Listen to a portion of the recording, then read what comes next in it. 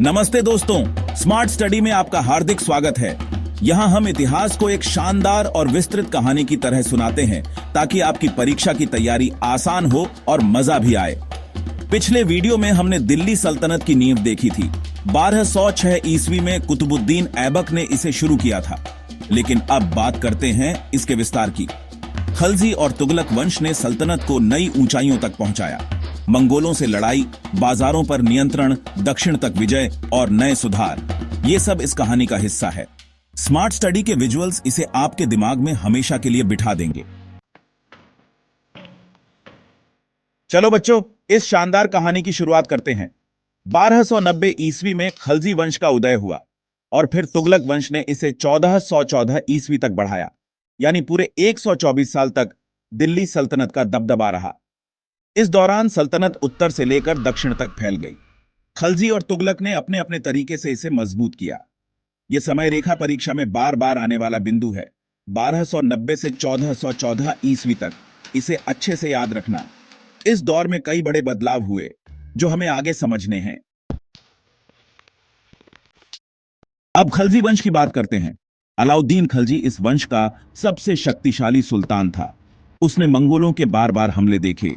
ये वो खतरनाक आक्रमणकारी थे जो तेजी से भारत की ओर बढ़ रहे थे। लेकिन अलाउद्दीन ने अपनी चतुराई और मजबूत सेना से उन्हें कई बार हराया। उसने बाजारों पर सख्त नियम बनाए, कीमतें तय की ताकि आम लोग महंगाई से न परेशान हों। साथ ही उसने दक्षिण भारत में चोल और पांड्य राज्यों तक अपनी सेना भेजी और वहां विजय हासिल की। ये अलाउद्दीन का विस्तार और उसकी नीतियां परीक्षा में बहुत जरूरी है। इसे अच्छे से याद रखना। वैसे आपको क्या लगता है, मंगोलों को हराने में उसकी सबसे बड़ी ताकत उसकी सेना थी या उसकी चतुराई? अब तुगलक वंश की बारी आई। मोहम्मद बिन तुगलक इस वंश का सबसे अनोखा सुल्तान था। उसने एक बड़ा फैसला लिया, दिल्ली से दौलताबाद को नई राजधानी बनाने का। उसने सोचा कि दक्षिण में शासन मजबूत होगा, लेकिन यह योजना नाकाम रही। लोगों को सैकड़ों मील पैदल चलना पड़ा और कई रास्ते में मर गए। फिर उसने नई मुद्रा शुरू की, तांबे और पीतल के सिक्के। लेकिन लोगों ने नकली सिक्के बनाना शुरू कर दिया, जिससे अर्थव्यवस्था बिगड़ गई। ये मोहम्मद बिन तुगलक के प्रयोग परीक्षा में बहुत पूछे जाते हैं। इसे अच्छे से याद रखना। सोचो तो जरा, दौलताबाद का फैसला अगर सफल हो जाता तो क्या बदल जाता। तुगलक वंश में अगला नंबर था फिरोज शाह तुगलक का। वो मोहम्मद बिन तुगलक से बिल्कुल अलग था। उसने शांतिपूर्ण शासन पर ध्यान दिया। उसने फिरोज शाह कोटला बनवाया, एक मजबूत किला जो आज भी खड़ा है। उसने नहरें बनवाई ताकि खेतों में पानी पहुंचे और किसानों की जिंदगी बेहतर हो। टैक्स कम किए ताकि लोगों पर बोझ न पड़े। उसने कई शहर बसाए, जैसे हिसार और जौनपुर। ये फिरोज शाह के सुधार और उसकी नीतियां परीक्षा में बहुत महत्वपूर्ण हैं। इसे अच्छे से याद रखना।